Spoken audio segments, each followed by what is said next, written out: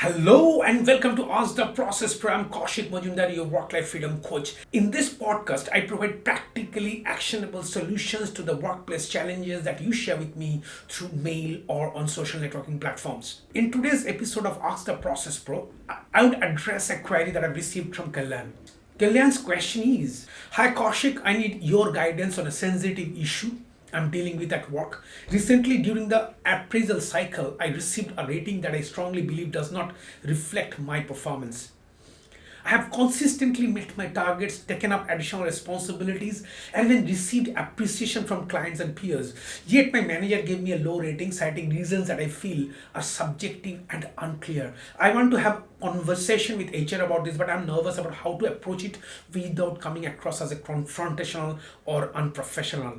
How can I prepare for this discussion to present my case effectively and ensure I am heard? So thank you so much, Kalyan, for sharing this concern. Appraisal related challenges are something that is very common that are faced by working professionals, and handling them with grace and effectiveness is true test of your professionalism and emotional intelligence. Let me tell you, in my 30 years professional career, I have also had my share of appraisal related challenges. One that stood out was one of my colleague and me, both of us were in the same band, having the same boss, was promoted, showing the achievements that was mine. And the guy had no relation with those achievements whatsoever. Yes, these things are rare, but do happen. And one must stand up and take that up with appropriate authorities and higher ups, starting with the manager. However, how these complaints are dealt with manifests the culture of the organization. Look, when it comes to an individual level, everyone thinks highly of his or her performance, and there is nothing wrong with that. Now, if they find that the appraisal rating is not in line with what they were expecting, then he has every right to accept or challenge the rating. Now, if you as a member challenge your manager's review rating, it should be subjected to scrutiny in line with your organization's policy. And the outcome of the scrutiny process must be accepted by every stakeholders, including the employee himself. But here, most importantly, the onus on proving your point lies squarely on you. Now, there are companies where the manager's appraisal rating is final. In some, you can challenge the rating, but the process followed thereafter is not very transparent, so not very credible. But there are also companies where there are stringent processes under the supervision of the HR, in which cases where ratings are deemed to be incorrect are also changed. And I am a first-hand witness of that.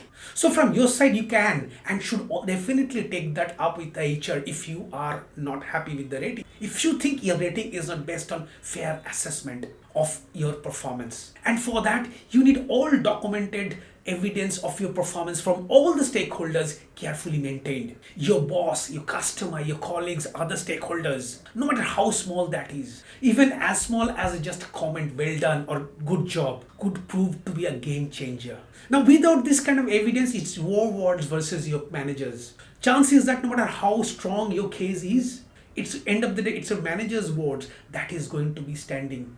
So once you have all the documents, follow the 7-step strategy that I'm going to share with you here. This would help you prepare for and approach the uneasy process confidently. But before the strategy, please hear me out carefully. Preferably with your coach or mentor. Assess the current scenario and think of the repercussions of your decision at all possible levels. And also your ability to deal with those repercussions. And even after that, you are confident to approach the HR, challenging the rating. Then here comes my 7-step strategy. Number 1, compile the performance report. List all your achievement during the entire appraisal cycle. Include details like targets met, additional responsibilities taken, client appreciations, peer feedback, and specific outcomes. And while making this report, remember 2 things. Number 1, present it as a comparison between the target set by the manager for the appraisal time period and your performance and accomplishments.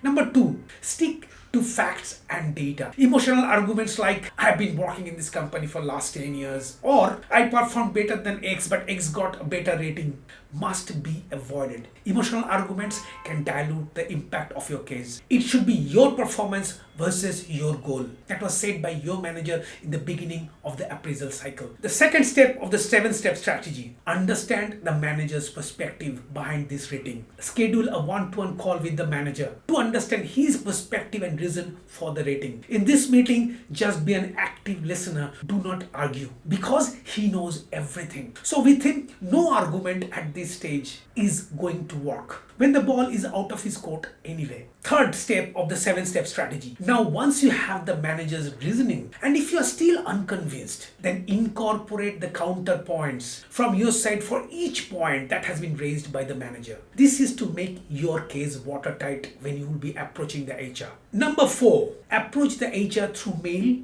to let them know about your dissent vis-a-vis the rating and your plea for scrutiny. And also ask them what is to be done from your side to take this matter forward. This mail should be precise and professional without delving into any details. The 5th step, now the let-down policy of the organization will be followed. That mostly includes meeting with the HR and the higher-ups. Sometimes in some companies, as part of the policy, they also invite neutral people from other departments. Now in these meetings, you got to be prepared. For that, have mock sessions on what you're going to say in these meetings that best presents your case. Don't ignore the practice part. There will be counter questions in those meetings, casting aspersions on your case based on whoever are there in the audience. And without the practice, holding the nerve during these meetings would be really challenging.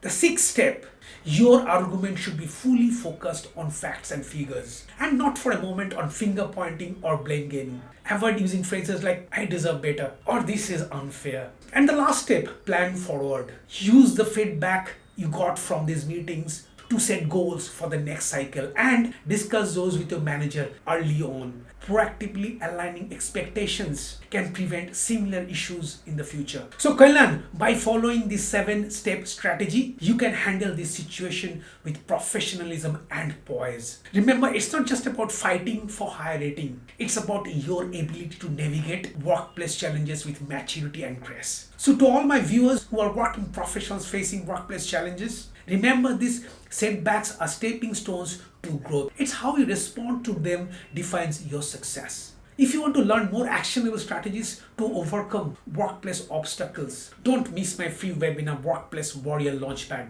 The details are in the comments below. And also, if you have a workplace challenge that you would like me to address, please send your question along with your email and phone number.